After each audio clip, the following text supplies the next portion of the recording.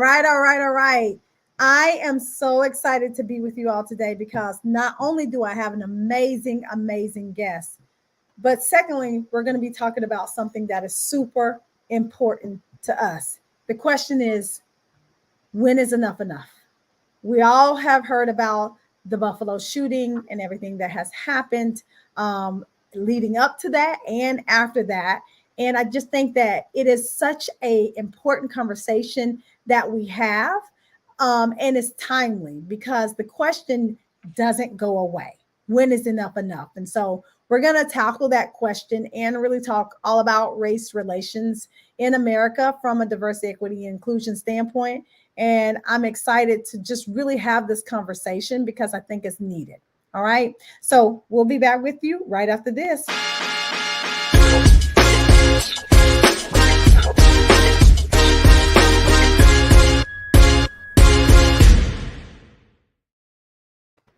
All righty. So I am excited to introduce my very, very esteemed, wonderful guest on today's show, Joyce Weru. She is an executive coach, a business psychologist, and an expert in the field of diversity, equity, and inclusion. And we've met each other, become fast friends, connected colleagues, all of that. That's especially right. In this space. And so welcome to the show, Joyce. Thank you, Dr. Kiki. Glad to be here. So honored. I'm so excited that you answered the call. Yes. to be on the show today. Always ready to have these conversations. Exactly, right? Because we are both in the diversity, equity, and inclusion in space. Yeah. And this conversation is needed, but I honestly wish we were not having it under the circumstances in which we're having it today, right? And so when I thought about this and thought about like having this, talking about this topic today, all of us have heard about the Buffalo shooting.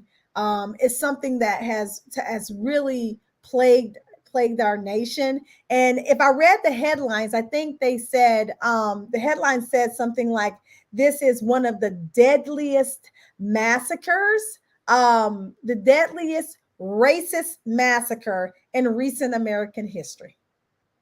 The deadliest racist massacre in recent American history that has left 10 people dead, mainly people of color, Black people. So I guess the first thing I want to throw out is, why is this thing still happening, right? Why is this happening at this time? I'm so sad, right? And I'm tired of being sad. As a professional, I run a coaching organization that deals with diversity, equity, and inclusion. You do as well. I'm so sad. And so I guess why? Why is this happening?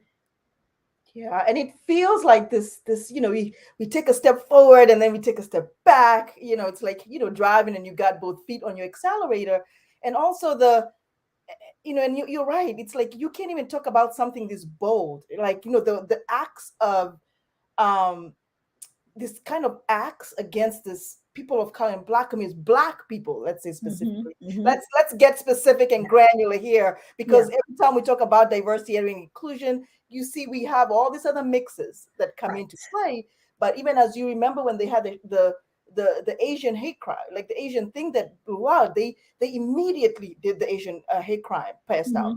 We have struggled to even get the Black hate crime passed, even and that's the struggle right there. Like, when is enough enough? I mean, what else needs to happen in within our communities, for this to even show up? And then, the worst part about this is, the target on this communities, we build for each other, these communities where we feel like, okay, I could work safe. I just remember my kids walking their dog, and I live in a Black community, right? And I don't even have to, I'll be like, okay, we have created this safe community here, and just then to see something like that, and now I'm like looking around, and I'm like, my kids, I don't know, I don't even know if it's safe anymore, No, so that's my experience. Yeah. Thank you, Chandra, for actually joining us on the today's show. And you're right, because it does keep happening, right? This thing keeps happening. And you mentioned how, the community, you feel like your community should be a safe haven, right? We all feel like our community should be a safe haven, a place where if you have children, they can go outside and play and not be fearful of their life, where people still may watch each other's kids or have barbecues and come over for game night and all those things. And this murderer, right? Because we have to call it what it is, traveled 200 miles away from his own home to create this heinous act amongst a community of Black people who were minding their own business. And I think that says something about the boldness of white supremacy, right? And when we talk about the boldness, meaning in this country, if you look at history, I don't see, and I haven't seen any one Black person, like a Black person themselves, go into a white neighborhood and shoot up a grocery store. Where does that happen? And why is that continuously okay? But of course, media, politics, and everybody will say it's not okay. Well, why not pass laws and protect the people who these heinous crimes and acts are done for? Like you just mentioned, we don't have the Black hate crime. What the bill? Where's that at? Mm-hmm. Why is that not the first thing that gets passed? Why has not been passed since slavery? Like, I'm not understanding why this country refuses to do the things that it says that it's supposed to do, and it's just not doing that. And so, as a person who runs a diversity company, right? How do we explain that? That's right. Right? Especially even in corporate America. How do we say, hey, these things are wrong? Microaggressions are wrong in corporate America. Racism is wrong. All these things are wrong when you don't feel like you're backed up by necessarily the government or those who, quote unquote, say that they're in charge of protecting the community, protecting everybody in the U.S. That's right. That's Yeah. right. Yeah, I don't even know. And you mentioned something like, how do we even begin to have these conversations when you talk about corporate, right?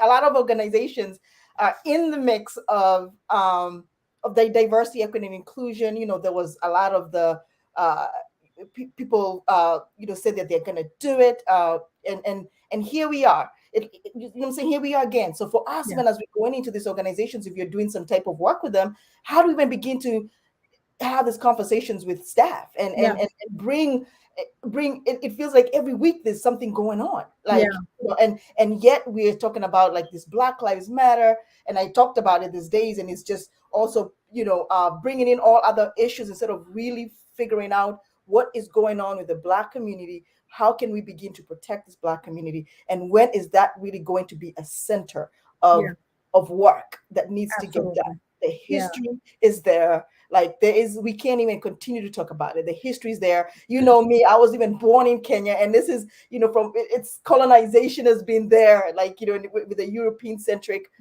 views, right? So that's how evasive and extensive, not just here, but globally, this issue is. But we're going to keep our focus here because this just happened here, Absolutely. And I mean, we can say all kind of things about the Black Lives Matter. The Black Lives Matter movement has been criticized. It's also been criticized because of who people in charge of the Black Lives Matter movement. But I think that what America needs to do is separate Black Lives Matter from the Black Lives Matter organization per se, right? Because Black lives do absolutely matter. And if they matter, then I think there needs to be some kind of laws, some kind of protection that we do matter. And there's a lot of that lash when when people say Black Lives Matter and white people may say all lives matter. That's like me coming into, your house or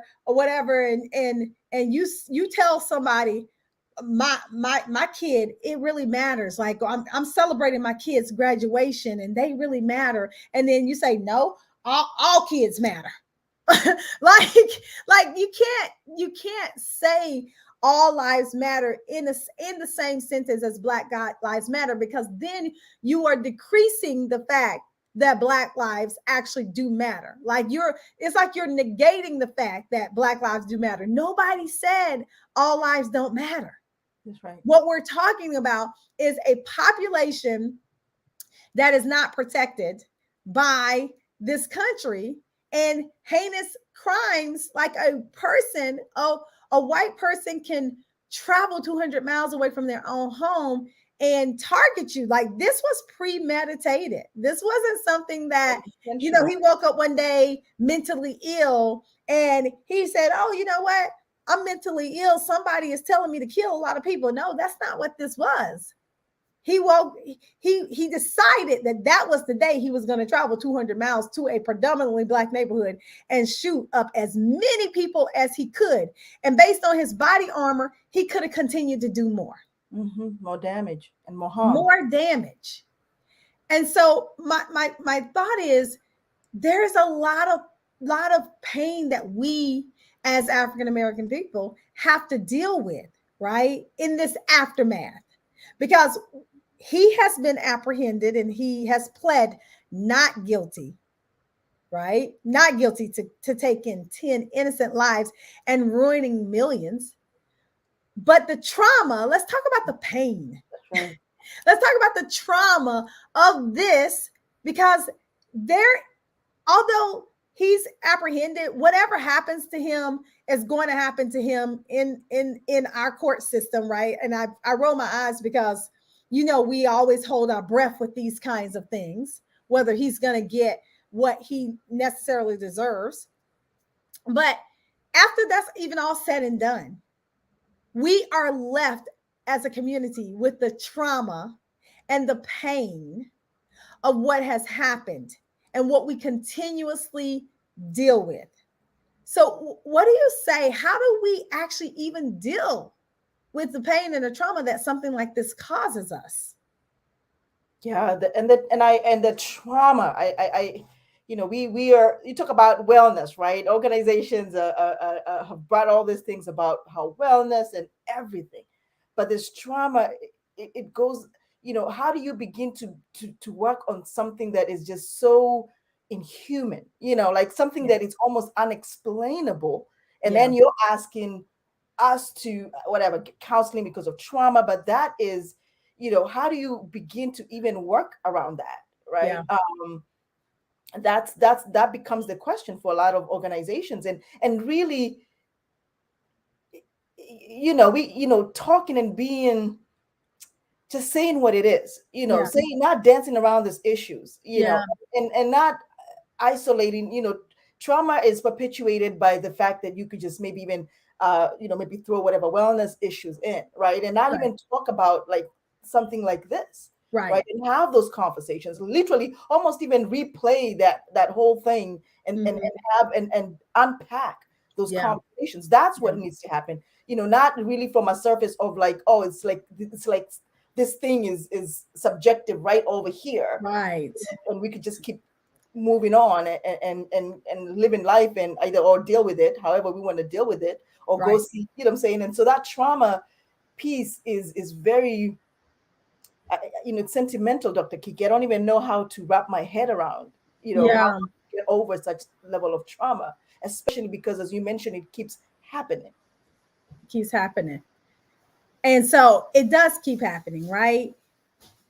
And the trauma is felt in the body, right? Like it's felt in the body, but it's long lasting.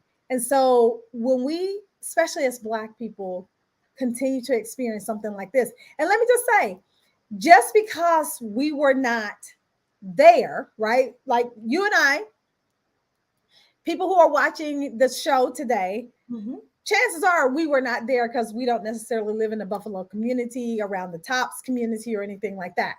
But we still feel the hurt and the pain of the fact that some of our people, because we are still a community as Black people, have been hurt in such a way that it still brings up so much pain and trauma, right? I can remember when George Floyd was murdered. I cried and cried and cried. Oh my God, I cried so much.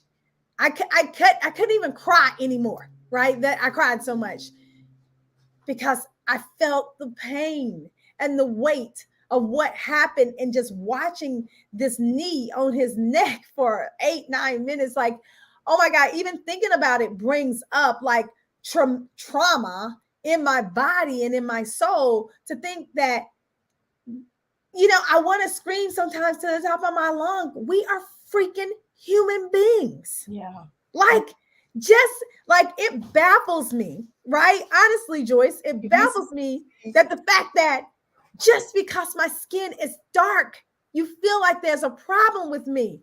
I have 4 degrees. Yeah. I highly educated, been in the business world for a long time, run successful organizations, but because I'm Black, somebody can look at me and think less than of me. Baffles me. Yeah.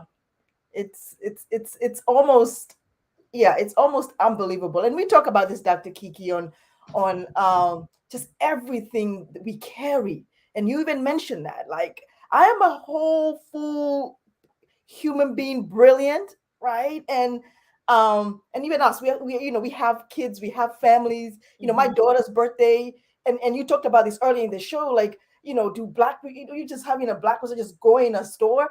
I mean, my daughter is minding her own business. She's 7, she just turned 15, which is not really far from 18, right? And here she is just running track, she's like, and always talking about like how, she's just so gracious in what she does.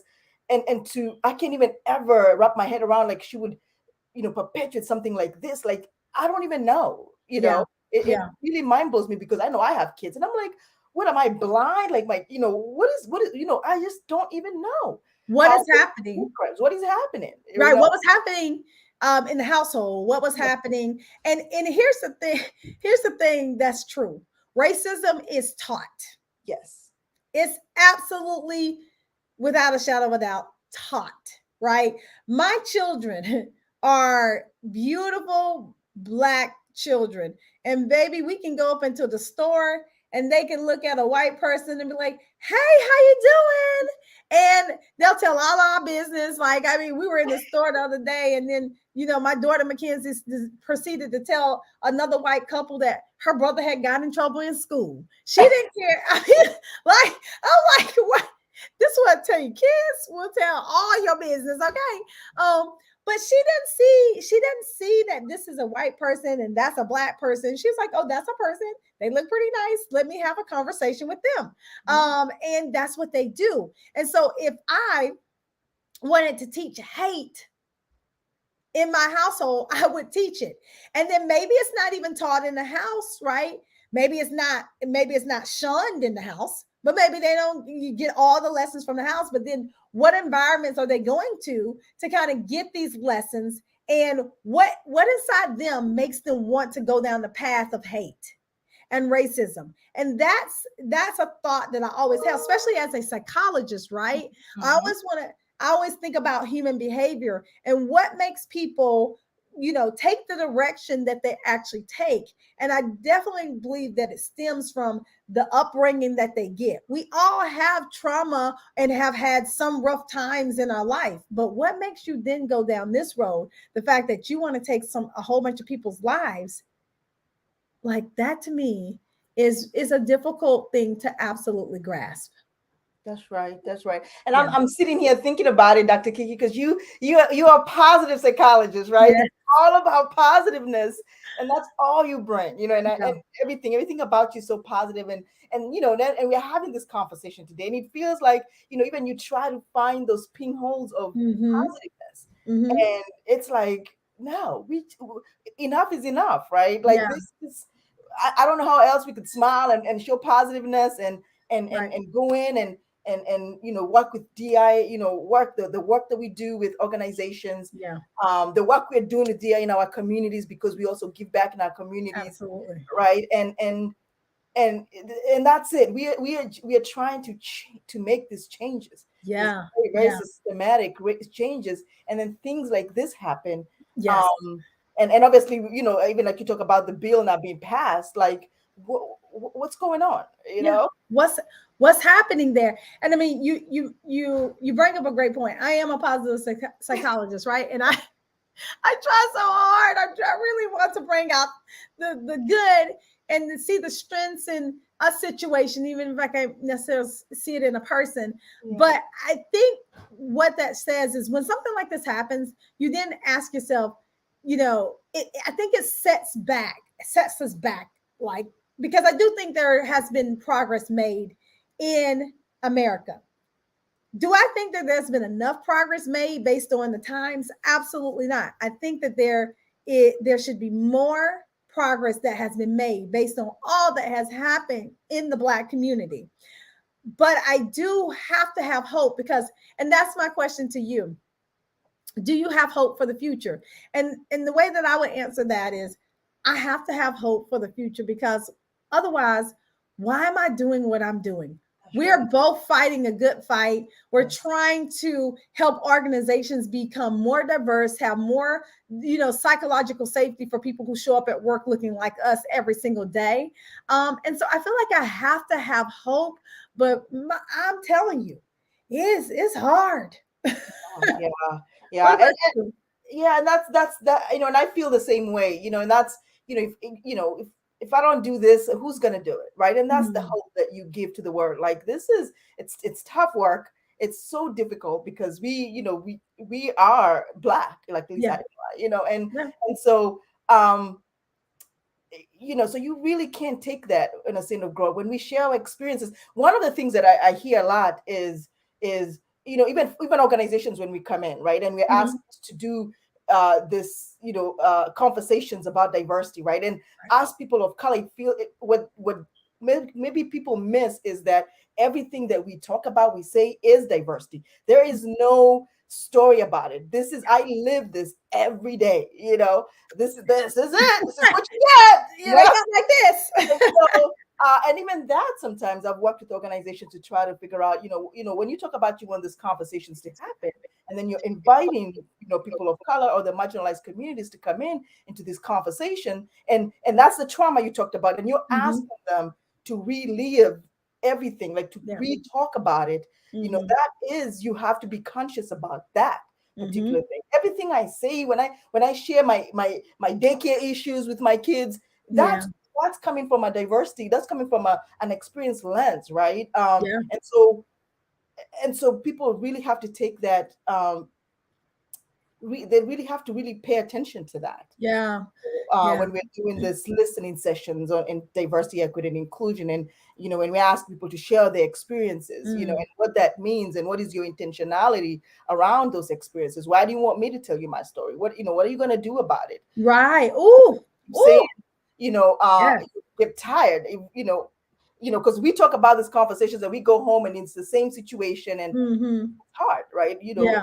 Why are you doing this? Like, that has to be center of when you're engaging in this work, right? I love that you said that. What I'm gonna share my story with you. What are you gonna do with it, right? Like, how are you gonna make is this me sharing my story gonna make the organization better? Is it gonna make you better as a person that you understand? Because I don't ever mind sharing my story, just me personally, right? I know that in the African American community, we are tired, right? I think that's one of the when you ask people in the Black community about something like the Buffalo shooting, the thing is, we're like baffled, we're tired, we're like, when is enough, which is the reason why that was the title of today's show, right? But I think it does boil down to, when it comes to race relations in America, when are white people of different, not Black people, not BIPOC people, when are people who are not BIPOC going to stand up and do something that is going to make a difference, and more of a collective, right? And now I definitely, and I know you don't feel this as well. We're not at all saying that all white people are in the same boat, because I know some amazing allies. I was just actually even having an amazing conversation with a white ally yesterday, and she was just like, we need to get it together. And she's so awesome, and I love her. And so shout out to Logan. But I just think that there's going to have to be some, like we used to have the saying, put your money where your mouth is. Okay. That needs to happen more often than not, because if you're white and you're listening to this conversation and you know for a fact that you're not racist, you know for a fact that you're an ally, you know for a fact that you love being in relationship with Black people in different communities. My question to you is, okay, great. Now, what have you done about that? Because it's not enough for you to sit idle. That's right. And do nothing about it, because that is also doing something, which is nothing. That's right. It's an act. Even not doing something is an act of, it's an act, right? And so what do you do about it? Yeah. Yeah. So we are almost out of time. Oh my God, we could continue to talk because this topic is so important. But when it comes to race relations in America, what are some final thoughts that you might leave our audience with today? Race relations, that's such a good question. There is so much work that needs to be done, but it's not, I think it's not about sharing our experiences anymore. I really think we have to move past that. We really have to move past that. And organizations, just like you think about strategy, just like you execute that strategy, just like you think about your financials and you execute on that financial, this whole race relation thing and honoring Black Lives Matter, it has to be just about that. It has to be just about that. It's not about, oh, we're going to do it 5 years from now or anything. It has to be now and action, and one of the things that I'm going to leave this with is, it's, you have to be vulnerable enough to engage in that in this work, right? And that's what it is. And it's, and we're here telling you that you're all going to make mistakes. I can tell you that you're going to make mistakes, but that doesn't mean you pull out of this work.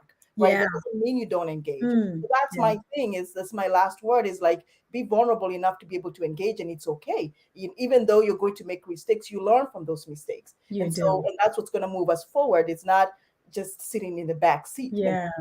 Somebody else is going to deal with this.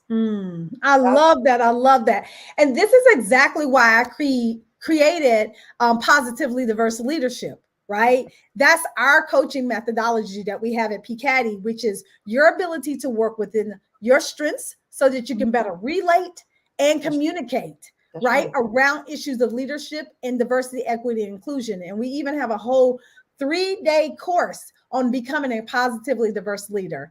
And so I just wanted to put that resource out to you and your organizations. If that's something you really want to begin doing, this work that needs to be done, it must be done in order for us all to live in a community that we call the United States of America as one. Because the truth is, we are more alike than we are different, but we also matter. So Joyce, thank you so much. Oh my gosh, thank you so much for being my guest on today's show. You have been such a joy to talk to. I feel like we could continue to go, but I just want to say to the audience, this is a message that you can't not share, right?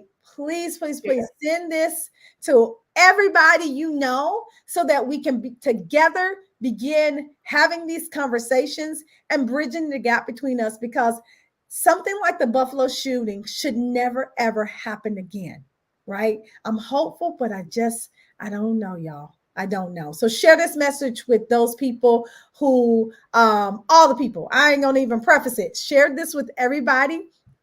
And then we'll see you next week on the Dr. Kiki Ramsey Show. Take care, y'all.